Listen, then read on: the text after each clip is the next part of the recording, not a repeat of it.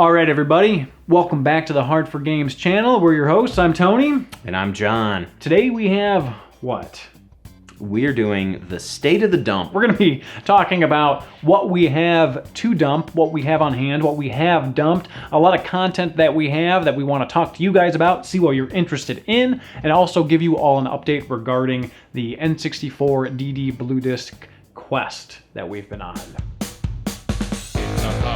They're hard for games. Games are hard, they're hard for games. Games are hard, they're hard for games. Games are hard, they're hard for games. Yeah, they're so hard.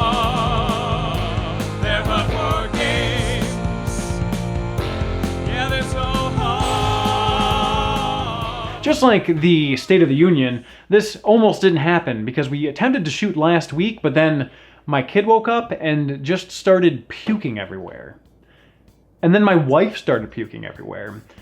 And then a couple days later, I started puking everywhere. It was just a horrible mess. It was supposed to be this easy little episode, and it just completely fell apart. So, first things first, let's go ahead and talk about NR discs that we have. And real quick, this is an NR reader. It is a GameCube development system.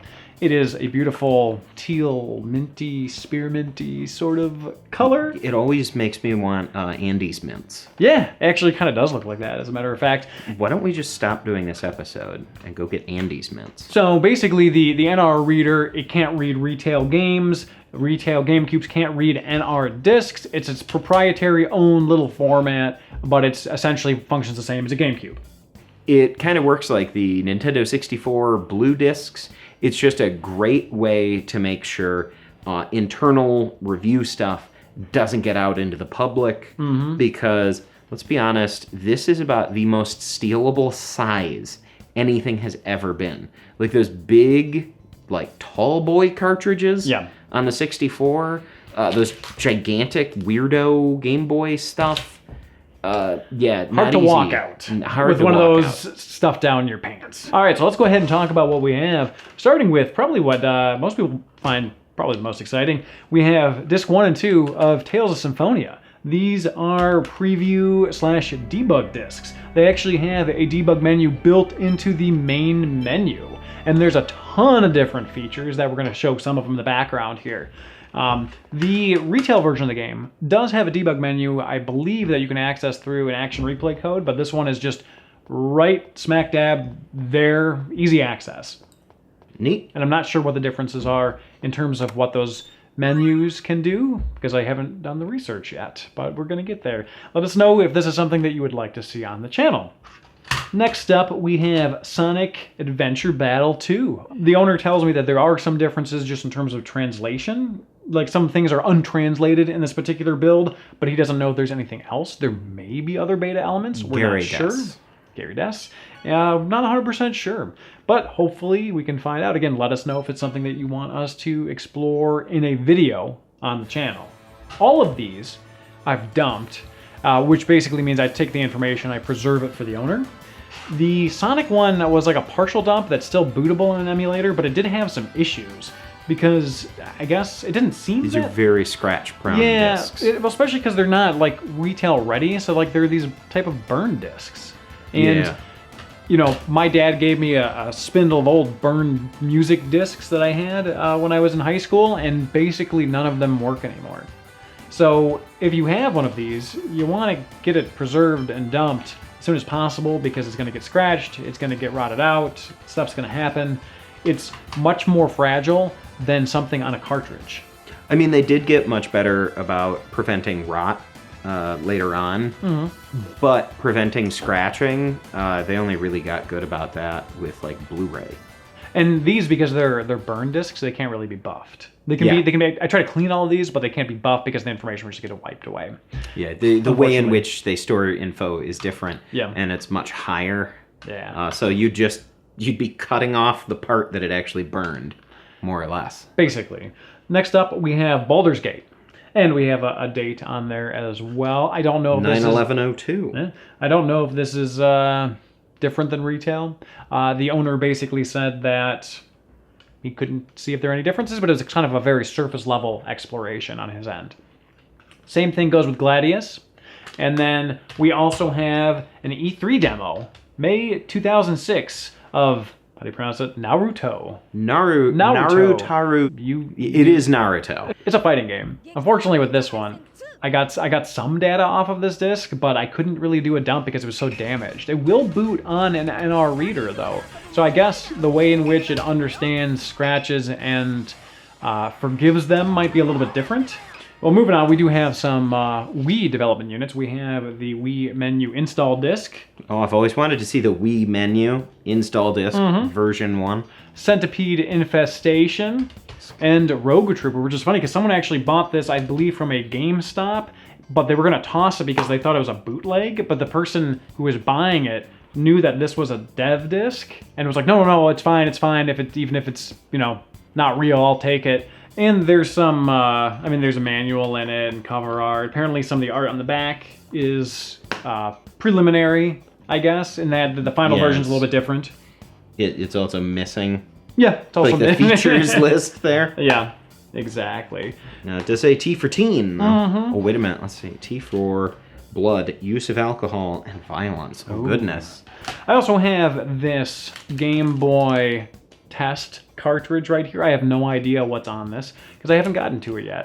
I ran Google Translate on it, and apparently it is controller pad test. Okay, so cool. Supposedly you plug it in and you can test the buttons. That's so neat. It would probably be for Nintendo's internal testing and like certified repair people, dealers, stuff like that. That's kind of cool. I think there's a Super Famicom one as well. Oh, okay. Well, note on that one, big thank you to MyRetroPop.com for lending us this particular cartridge. And also a big thank you to Andrew for lending us all of this NR/Wii dev stuff. You're completely missing out on doing this as you say this. Oh, we also have a lot of content. I'm going to throw some inserts over here, but in the background here we have a couple of Wii dev units, one of which has a debug build of a Final Fantasy game, one that was like available on like the Wii shop.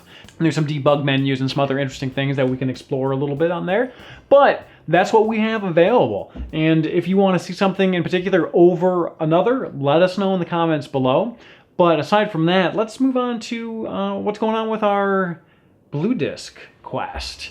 Let's move over to the big dump. The big dump. So, we have received, since our initial call for N64 DD Blue Discs, about upwards of 10, maybe 12, 13-ish or so Blue Discs, and dumped them all to see if data was on them. Unfortunately, a lot of them are like CDs that would come in like a big old spindle and there's just nothing on them. We have encountered a lot of like junk data. We did encounter leftover bits, dumped bits, stuff like that. Some instances where the discs were being utilized not for like developing a new game, but for like crash logs and that kind of thing. Yeah, just a running crash log. And I suspect a lot of people ended up using them for that because they probably had to buy them. Yeah, so like, well, let's use it for something. And then also we did run into, unfortunately we can't say the name of the game, but a snippet of source code for a popular N64 game, but it's such a small, tiny snippet that I think you gave a good analogy last time. It would be like finding a single page out of like Moby Dick or something like that. It would be completely useless to release because it isn't enough to even make much sense in context, except for a couple of words here and there where you go, oh, it's that game. Yeah. So unfortunately, nothing huge. Yeah. But that does mean that in the future there should be bigger things because we've gotten through quite a few discs now. Luigi Blood, with each one that we've tested, has perfected his software to be able to test faster, test more thoroughly, and you know that's how we were able to find some of these non-game data type stuff and like weird content on some of these discs. Those save state ones, those were giving us some trouble for a while. Yeah, because they were almost unrecognizable. With borrowed items in general, just so everybody is aware, we kind of go on a case-by-case basis in terms of what the owner wants us to do. We generally dump everything, so the owner gets a copy. But Hard for Games, being very public and not anonymous, we don't release any ROMs or anything like that. Yeah, that would then be up to like the owner. Yeah, we leave it all up to the owner. So our thought process is that, it gives the owner the opportunity to make a public release if they want, which they previously did not have the opportunity to do. Yeah, there wasn't even that option. So, and it also gives video footage, when we do a review of it, to all of you, which you previously didn't have because maybe you didn't know it existed or had heard about it but hadn't seen any footage, or maybe something that was rumored or something like that. So our goal is to do a lot of preservation and sort of open doors for people to be able to share it with the community. But again, we leave all that up to the owner's discretion. It's just one of those things that we do have to be careful. So I know there's a lot of calls and comments on our videos like, dump it, release it. It's just not something that we can do personally. There's also been a few times we've had things where we dump it and then find out it was already dumped. Like that, what is it, the Mega Man 64? Yeah. Which kind of reminds me of the Where's Bill bin, like stickers that are on dollar bills, and you can look where it's been before. Oh, yeah. So now it's like you get to find this history of like, oh, it turns out someone else dumped it here, and all these. It's like been through so many different hands that's kind of cool. Yeah, it is kind of cool. You could probably hear my toddler laughing in the background. Better than screaming, yeah. Than screaming and puking. Yeah, exactly. So he can laugh all he wants in the background. I don't care. That's Anything, fine with me. It's value added. Yeah. Well, I am so glad that we finally got that episode. That should have been extremely easy to shot because, my God. Yeah. Yeah, it's finally done. It's very liberating. Yeah. Like that sudden calm that comes at the end of a long night's vomiting. And I stole that line from Brass Eye. So thank you again, everybody, for watching. And if you have content that you would like us to take a look at, always feel free to reach out. Unless, of course, you were just lying about that content, which happened earlier today. Some people do that sometimes. And when I ask them for a picture, they're like, oh, I'm in the hospital. I'm driving. I'm at the airport. And then send me a picture of a blue disc that is clearly just the one on eBay. Now, this exact thing has happened quite a few times to us. Yeah. And realistically, in the future, if people just want to message us to chat, we're always down to chat. We're always down to chat. It might take a day or two for us to get back to you. We Yeah. have a lot of people messaging us fairly often, but you don't need to make stuff up to chat.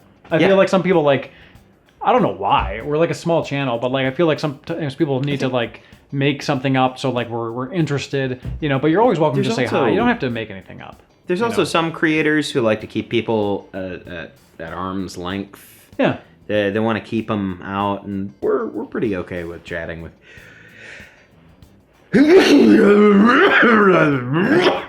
our fans. I think I'm keeping that take. That's good. I hope we are. So, Edited by Rich Evans. So yeah, I guess final thing, let us know if you have any content. Thank you for subscribing. Don't lie to us, and we'll talk to you later. Or Bye. tell us a real humdinger. We also love those. Yeah, sometimes I know people are lying to me, and I'll just keep them going, and then prove them wrong, and then they just double down on the lie.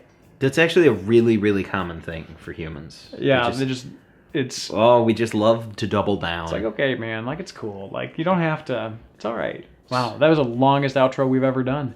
But, I mean, we could keep this going. got to push it to 10 minutes for that sweet YouTube outro. We'll have better audience retention during this babbling than some end of video ad. That's true.